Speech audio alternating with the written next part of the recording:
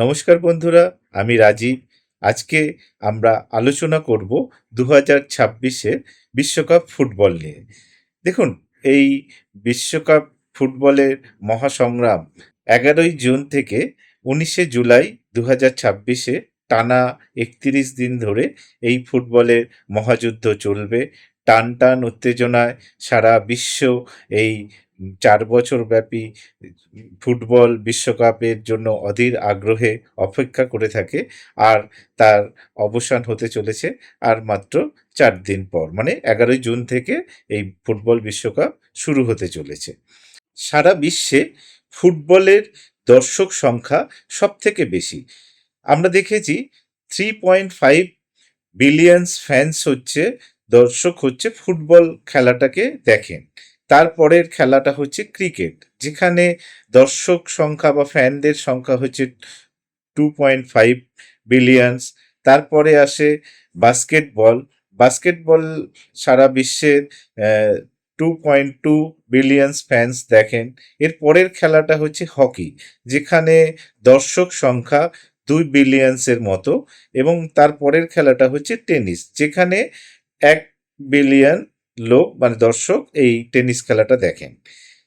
এই বিশ্বকাপ, ফুটবল বিশ্বকাপ একটা সারা বিশ্বের জন্য এক অধীর আগ্রহে 4 বছর পর পর অনুষ্ঠিত হওয়া খেলার জন্য আপামর জনগণ অধীর আগ্রহে এটার জন্য অপেক্ষা করে থাকেন। তো এই ফুটবল মানে পায়ে খেলা বল, এটা নিয়ে একটা আপনাদেরকে আমরা এই আজকের আলোচনায় ফুটবলটাকেই নিয়ে আমি করতে চলেছি। দেখুন, টিয়ন্ডা হচ্ছে 2026-এর এবারের অফিসিয়াল বল।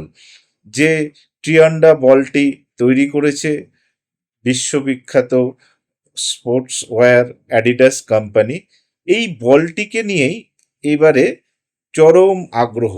কারণ এতদিন আমরা ফুটবল দেখে আসতাম চিরাচরিত বলে হাওয়া ভরে সেই বলকে খেলা হতো। 2 দলে 22 জন খেলোয়াড়রা মিলে এই ফুটবল নিয়ে খেলে যত রকমের।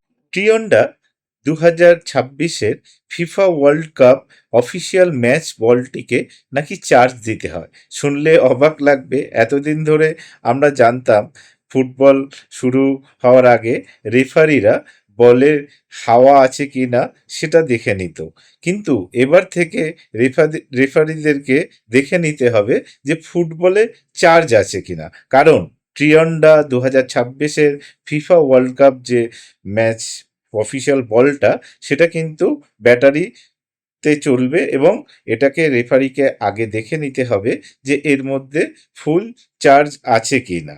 এই টিয়ন্ডা বলে ব্যাটারিকে একবার ফুল চার্জ দিলে 6 ঘন্টা ধরে একটানা এই বলটিকে নিয়ে খেলা যাবে।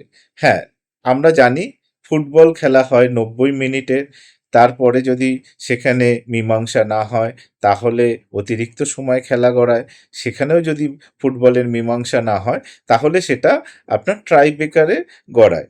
তো সব মিলিয়েও আপনার 3 ঘন্টা লাগে না, কিন্তু টিয়ন্ডা বলে একবার যদি ফুল চার্জ করা হয় এটাকে কিন্তু 6 ঘন্টা ধরে এই বল সার্ভিস দেবে। মানে মাঝপথে থেমে যাওয়ার কোনো ভয় নেই যে বলে চার্জ আছে কিনা, 5% আছে আর খেলা যাবে কিনা, এরকম কিন্তু কোনো সংশয় থাকছে না।